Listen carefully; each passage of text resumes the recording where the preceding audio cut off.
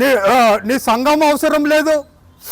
ఆయన అనే మాట చూడండి, నీ సంఘము అవసరం లేదు, నీ డబ్బు అవసరం లేదు, ఎలక్షన్ జరపను. ఏనండి ఎలక్షన్ ఏమన్నా ఈయన సొంత ఇదా? ప్రతి బిషప్ జరుపుతారండి, 3 ఏళ్ళు అయిపోయినాక ఎలక్షన్ జరుపుతాడు. మారుతున్న పదజాలాన్ని దయచేసి మార్చుకోండి, మీ గౌరవాన్ని మీరు కాపాడుకోండి.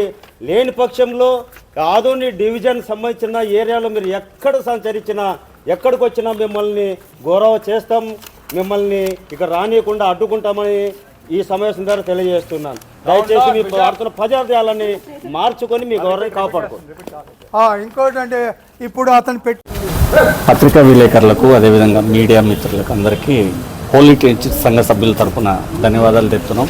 మీ యొక్క మా పిలుపు మేరకు మా యొక్క సమస్యను మాట్లాడేదానికి మీరు సమ్మతించి వచ్చిన మీ అందరికీ ముందుగా పేరు పేరున ధన్యవాదాలు తెలుపుతున్నాం.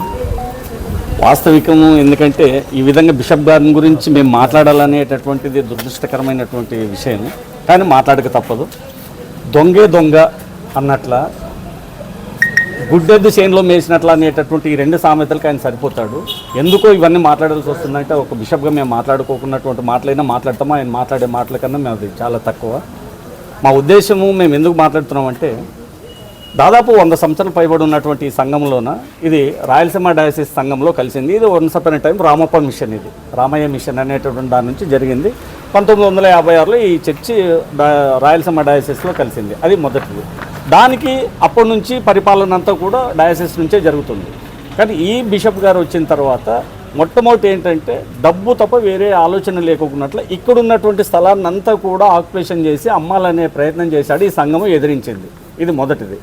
రెండోది ఏమంటే సంఘానికి దాదాపు అంటే కూడా లక్షల్లో ఆదాయం ఉంది, ఒక నెలకి లక్షల్లో వస్తుంది, సంవత్సరానికి 3 సంవత్సరాలకు కోట్లలో వస్తుంది. దాన్ని డబ్బంతా కాజేశాడు. దాన్ని లెక్కలు అడిగినందుకు ఆయన ఉన్నటువంటి పాస్టర్ని రిటర్న్ తీసుకున్నాడు. ఎవరిని చేయకోకున్నట్లు సంఘాన్ని బంద్ చేయాలని క్రిస్మస్ పండుగలో ఆయన నిర్ణయం తీసుకున్నాడు. దాన్నంతా సంఘం అంతా కూడా ఏకీభవించుకోకున్నట్లు అందరినీ కొత్త పాస్టర్లను మేము విశ్రాంతి పాస్టర్లను పిలుచుకొని ఆరాధనలు నడుపుకున్నాం. పండుగలు అయిపోయినాయి. ఇప్పుడు మాకు దీనిపైన ఆయన లెటర్ ఏమంటే డబ్బును దోసుకొని పోతున్నాడు అనేటటువంటి విధానాన్ని అన్నాడు. అటువంటి డబ్బు ఏమి దోసుకొని ఇప్పటి వరకు ఏమీ పోలేదు. వచ్చినటువంటి లెక్కలన్నీ కూడా మా దగ్గర ఉన్నాయి.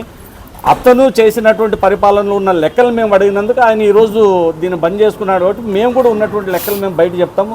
రెండో విషయం, మేము డయాసిస్కి డబ్బు కట్టాము. డబ్బు కట్టినటువంటి ఆయన లెక్కలో చూసుకుంటే ఆయన కడుతుంది. ఈ గడిచిన 2 నెలల్లో కూడా మేము డబ్బులు కట్టాము. ఆయన ఇప్పుడు దోసుకొని పోతున్నారు అని అంటున్నాడు. కాబట్టి ఎట్టి పరిస్థితుల్లో సంఘం తరపు నుంచి డబ్బు ఆయన డయాసిస్కి కట్టేది లేదు. అదే మా నిర్ణయంగా సంఘముగా అందరూ అభిప్రాయాలతో చెప్తున్నాం. ఏది ఏమైనా వస్తే ఉన్న సమస్యను పరిష్కార దిశగా మీరు వస్తే మేము గౌరవిస్తాము. మీరంటే మాకు ఎటువంటి వ్యతిరేకత లేదు. మీరు చేసే పనులపైన మాకు వ్యతిరేకత, అంతే తప్ప మీపైన ఎటువంటిది లేదు. దుర్మార్గమైనటువంటి భాషను వాడి సంఘాలని మనోభావాలకు గురి చేసి మీ ఆలోచనలు దుర్మార్గం చేయడం అది మంచిది కాదని మా అభిప్రాయము. ఇంకా చాలా ముఖ్యమైన విషయం ఏంటంటే వాళ్ళు అనుకున్నటువంటి విధంగా సంఘం వద్దు అని మీరు అనుకున్నప్పుడు మేము ఆల్రెడీ ఇంకొక డయాసిస్లో కలిసేదానికి రెడీగా ఉన్నాం. మీ డయాసిస్లో ఉండదలుచుకోవాల్సిన అవసరం మాకు లేదు. మీరు చేసినా చేయకపోయినా మా ఆలోచనలన్నీ నిర్ణయాలు తీసుకున్నాం. వీటిపైన మేము పెద్ద ఎత్తున ప్రతి వారితో పోరాటం చేస్తాము. ఉన్నటువంటి దాదాపు మాకు సిఎస్ఐ సంఘాలు ఇక్కడే దాదాపు 63 చర్చెస్ ఉన్నాయి. 63 చర్చెస్తో మేము మాట్లాడతాము. ఖచ్చితంగా మేము ఇక్కడ నుంచే మా యొక్క నీ పైన కాదు, మేము ఇంకొక డయాసిస్ని ఏర్పాటు చేసుకునేదానికి మేమందరూ కలిసికట్టుగా పనిచేస్తాం. దయచేసి మీరు చేసేదానికి మేము ఏ దానికంటే మీరు చేసే దుర్మార్గానికి వ్యతిరేకం తప్ప మేము బిషప్కి వ్యతిరేకం కాదు. బిషప్గానే ఉంటారు. రెండో విషయం, ఆయన చేసేటటువంటి ఇప్పుడు ఒక లెటర్ పంపారు సార్. మేమేమంటే ఒక పాస్టర్ గారిని పంపండి అని మేము ఒక లెటర్ 28వ తేదీ పంపితే 29వ తేదీ ఈయన మీరు దొంగల్ని దగ్గర పెట్టుకొని మీరు డబ్బులు దోచేసుకుంటున్నారు, ఎవరు సంఘాల్లోకి రావద్దండి దుర్మార్గమైన మాటలు మాట్లాడినాడు. దాన్ని తీవ్రంగా ఖండిస్తున్నాం. దానికోసం మేము చట్టపరమైనటువంటి ఆలోచనలు కూడా చేస్తాం. ఖచ్చితంగా మేము చట్టం దగ్గరకు వెళ్తాము. ఆయన చేసినటువంటి అవినీతి మాత్రం వదిలే ప్రసక్తే లేదు. చర్చిలో దాదాపు అంటే 70-80 లక్షలకు ఇప్పటి వరకు లెక్కలు తేలలేదు. వాటిని అన్నిటికీ మాకు లెక్కలు పరిష్కారం చేయాలా. మాకు ఈ గత 2 నెలల్లో జరిగినటువంటి డబ్బులకి ప్రతి పైసాకి మేము లెక్క చెప్తాము. దానికి అన్నిటికీ మేము సిద్ధంగా ఉన్నాము. ఒకవేళ మీరు చేయకపోయినా మేము మీ పైన చర్యలు తీసుకునేదానికి ఖచ్చితంగా మా ఆలోచనలు సంఘాలతో మాట్లాడి చేసేది గ్యారంటీ. బిషప్గా మిమ్మల్ని ఎప్పుడు గౌరవిస్తుంటాము. మీరు చేసే పనులకు ఎప్పుడు వ్యతిరేకంగానే ఈ దుర్మార్గ పనులు ఏవైతే ఉన్నాయో ఫస్ట్ గురువునే తీసేస్తే చర్చను బంద్ చేయాలన్నటువంటి నీ దుర్మార్గాన్ని మేము ఖచ్చితంగా ఖండిస్తున్నాం. అది ఖండించేదా అనేది కూడా చిన్న పదమేనేమో. దయచేసి బిషప్ గారు ఆలోచన చేయండి. ఉన్నటువంటి పెద్దలందరికీ చెప్తున్నాము, ఆయన ఎవరైతే ఎవరు ఐక్యతరావుని, అయిన తర్వాత సి దేవదానంని ఆయన బహిష్కరణ అంటున్నాడు. సంఘంలోంచి కాదు, మా రాయలసీమ డయాసిస్లో నిన్న ఆల్రెడీ సంఘమే మిమ్మల్ని బయట పెట్టేసింది, నిన్నే బహిష్కరించింది. ఒకవేళ ఇంకా పూర్వపరాలు ఉత్తరాత్రి మీరు ఏదైనా ఈ ప్రాంతానికి వస్తే ఎక్కడ కూడా రానీకోకున్నట్లే ఎక్కడెక్కడే మిమ్మల్ని ఖచ్చితంగా గౌరవ చేస్తాం, ఖచ్చితంగా మిమ్మల్ని ఎదుర్కొంటాం. రానినటువంటి పరిస్థితులు కూడా మా సంఘాలతో నేను ఎదిరిస్తాం. నువ్వు చేసే దుర్మార్గాన్ని ఖండిస్తున్నాం. దయచేసి మేము నీ యొక్క డయాసిస్లో మేము ఉండదలుచుకోలేదు, మేము ఉండము, మేము ఇంకొక డయాసిస్కి మేము ప్రయత్నం చేస్తాము. అది మీకు చేతనైతే మీరు కూడా మాకు సహకరించండి, లేదంటే మా పనులు మేము చేసుకుంటాం అనేది సభాముఖమో లేకపోతే ఉన్నటువంటి పత్రికా విలేకరులు, మీడియా మిత్రులందరూ ఎదురుగా సంఘం తరఫున మీకు అందరికీ తెలియజేస్తున్నాం. ఆయన చేసేటటువంటి దుర్మార్గం దొంగ డబ్బులు ఉన్నట్టు దోసుకొని పోయింది అతని లెక్కలు అడిగినందుకు అతను మా మీద చెప్తున్నాడు. అది ప్రత్యేకమైనటువంటి మాట. ఆయన డబ్బులు లెక్కలు చెప్పాలా? ఈ ప్రాపర్టీని అమ్మేదానికి మేము ఎదురు తిరిగాము, ఈ ప్రాపర్టీని అమ్ముకున్నట్లు చేశాము. ఇక్కడ ఉన్నటువంటి ఒక 3 నాయకుల ద్వారా, ఆ నాయకులు మీకు అందరికీ తెలిసిన విషయం, ఇప్పుడు అందరూ చెప్పేవాళ్ళు ఇంతకుముందు వాళ్ళందరూ చేశారు. దాని ప్రకారమే ఉంటుంది. దయచేసి మేము అతని మీద ఈ మీడియా సమావేశం పెట్టినందుకు ఒక రకమైనటువంటి మాకే జుజుప్సకరం అనిపిస్తుంది. ఇటువంటిదే మేము సంఘాలపైన మేము గొప్పగా చెప్పే, ఇప్పుడు బయటంతా కూడా ఎట్లుందంటే క్రైస్తవం అంటే పట్టుకుని నన్నండి అనే స్థితికి వచ్చింది. ఈయన మమ్మల్ని క్రైస్తవం మమ్మల్ని తన్నేక ఇతను రెడీ అయినాడు. ఇటువంటి దుర్మార్గపోటీ బిషప్ను మాకు అవసరం లేదు.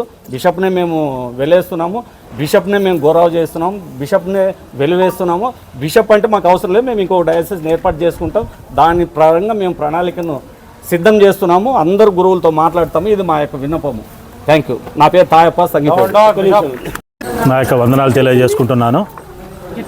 ముఖ్యంగా బిషప్ గారు ఈ లెటర్ పంపించడం జరిగింది. ఎస్పెషల్లీ మా సంఘానికి మాత్రమే ఇది పంపించడం జరిగింది కాబట్టి దీని మీద బిషప్ గారికి నేను స్పందన తెలియజేస్తున్నాను. ఏమిటంటే ఇక్కడ ఒక 2 వాటర్ రిటైర్డ్ అయిన అనధికారికంగా అక్రమంగా చట్ట వ్యతిరేక సంఘాలలోకి చొరబడి సంఘాలలో ఉన్న వ్యతిరేక మూకలతో కుమ్మక్కై ఆరాధనలు జరుపుకుంటున్నారు. ఇప్పుడు ఆరాధనలు ఎవరు జరపాలండి? సంఘానికి గురువుగారు జరపాలి. గురువుగారు ఎవరిని వెళ్ళిపోమని చెప్పినారు? బిషప్ గారు వెళ్ళిపోమని చెప్పినారు. అంటే బిషప్ గారు గురువుని వెళ్ళిపోమంటే ఇక్కడ ఏమవుతుంది? మూతపడుతుంది. కాబట్టి సంఘం ఊరుకుంటుందా? సంఘం ఊరుకోదు. ఇదేంది? మన నుంచి ఆదాయము డాసిస్కు పోతుంది, కానీ డాస్ నుంచి ఆదాయం మనకు రావటం లేదు. కాబట్టి మా విషయాలను మేము గ్రహించుకొని కొంతమంది గురువులను మనం పిలిపించుకున్నాం. ఎందుకు? ఆరాధన జరగాల. ముఖ్యమైనటువంటిది ఏమిటంటే పండగ. ఈ పండగలు 2 జరగాలనే ఉద్దేశంతోనే గురువులను మేము పిలిపించుకున్న జరిగింది. ఈ విషయంలో వీళ్ళు దోచుకొని వెళ్ళిపోతున్నారు. మూకం అంటే ఏమి రాసిన, ఇది చాలా సంఘానికి ఎట్లుందంటే, ఒక బిషప్ గారు ఒక సంఘానికి ఇలాంటి లెటర్ రాయడం అనేది చాలా విచిత్రమైనటువంటిదండి. ఇది ఒకటే వ్యతిరేక మూకలతో కుమ్మక్కై అంటే మేము సంఘం అంతా కూడా మీకు వ్యతిరేకులమా?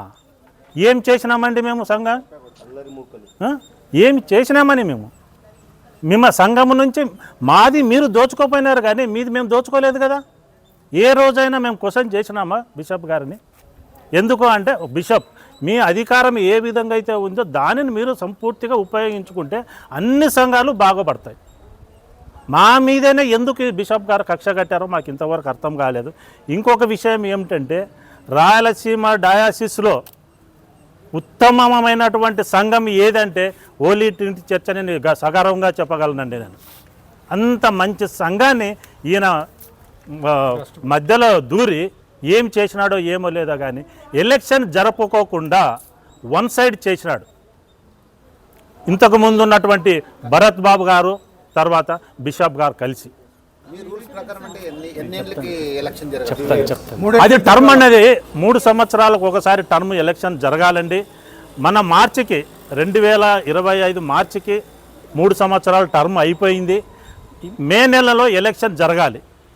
మే నెల నుంచి ఇప్పటి వరకు ఎలక్షన్ ఊసేయలేదు, కానీ కనీసము ఎలక్షన్ జరగలేదు. కమిటీ అయినా పంపించి ఇక్కడ సమస్యలు అనేది తెలుసుకోవాల్సిన బాధ్యత బిషప్ గారిది ఉంది.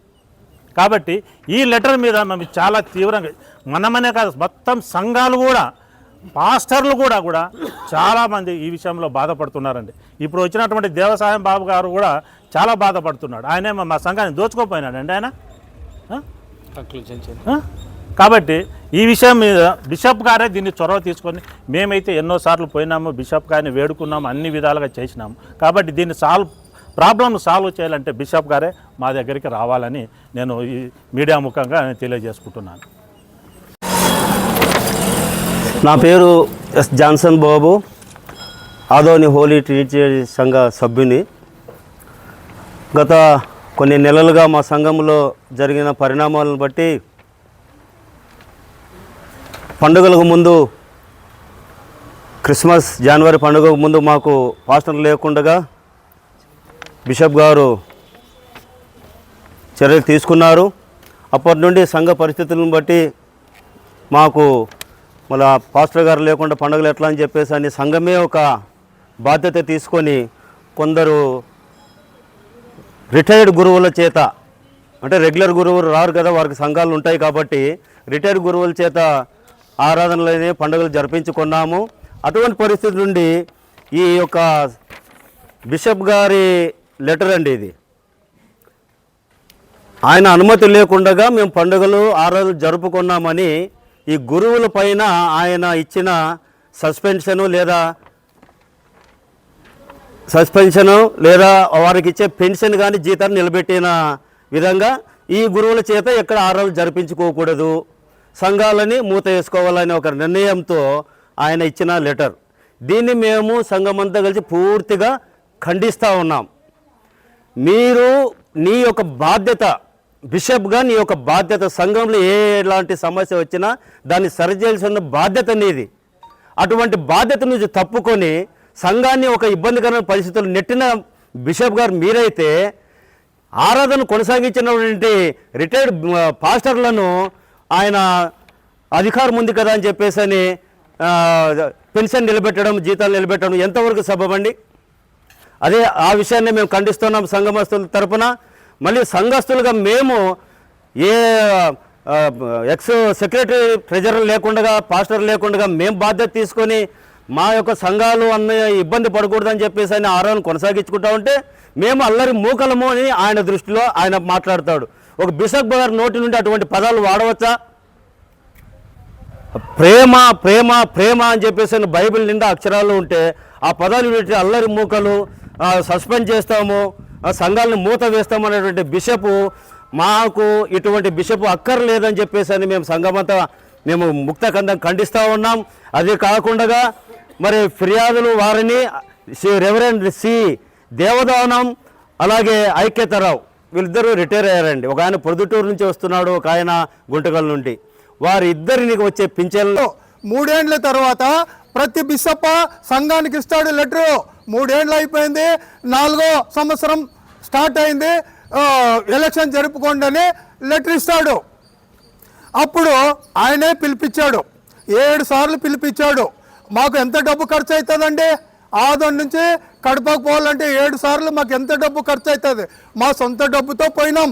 పోతే ప్రతిసారి పోయినప్పుడల్లా ఈ నెల 10వ తారీఖే ఎలక్షన్ జరుపుతాను అంటాడు. మళ్ళీ పోయినప్పుడల్లా ఆ నెల 10వ తారీఖే ఎలక్షన్ జరుపుతాను అంటాడు. మళ్ళీ పోయినప్పుడు ఏమంటాడు, మీ ముఖాలే చూడను పోండి అంటాడు. మేము పోయి ఆయన వరండాలో పోయి పిలిచినాడు కదా, ఆయన పాస్టర్ భరత్ కూడా పిలుచుకోపోయినాడు. మేము మాట్లాడుతాను బిషప్ప గారితోనే, ఈ పాస్టర్ కూడా సంఘ పాస్టర్ అప్పుడు భరత్ గారు ఉండ్రి పిలుచుకోపోయినాడు. ఆయన అడ్రస్ లేడు, పిలుచుకోపోయిన ఆయన అడ్రస్ లేడు, తప్పించుకున్నాడు. మేము కూర్చున్నాము, బిషప్ప గారు వస్తారు మాట్లాడతామని ఆయన బయటికే రాలే. మమ్మల్ని ఎట్లా తరిమినాడంటే మా కుక్కలు తరిమినట్లు తరిమినాడు. వాళ్ళతో మాట్లాడలేము. చూడండి, అంత దూరం పోయినాం, ఆదోని నుంచి కడప వరకు పోయినాం. ఆయన ఒక్క మాట మాట్లాడలే, తరిమేసినాడు అక్కడి నుంచి. తరిమిన తర్వాత ఈ మిలిటరీ సీనా గారు ఉన్నారు, ఆయన ఆర్మీ రిటైర్డ్. ఆయన అడిగాడు, అదండి బిషప్ప గారు మీరు పిలిస్తే మా సంఘస్థులు వచ్చినారు, ఎలక్షన్ జరుపుతానంటే వచ్చినారు, మరి 10వ తారీఖు డేట్ ఇచ్చినావు, మళ్ళీ ఎందుకు జరపలేదు? నీకు 70% మా డబ్బులు పంపుతున్నాం, మాకు 100 రూపాయలు వస్తే నీకు 70 రూపాయలు డయాసిస్కి పంపుతున్నాం, మా కష్టార్జితం డబ్బులు అవి నీకు పంపుతున్నాం. ఆయన ఏమంటాడు?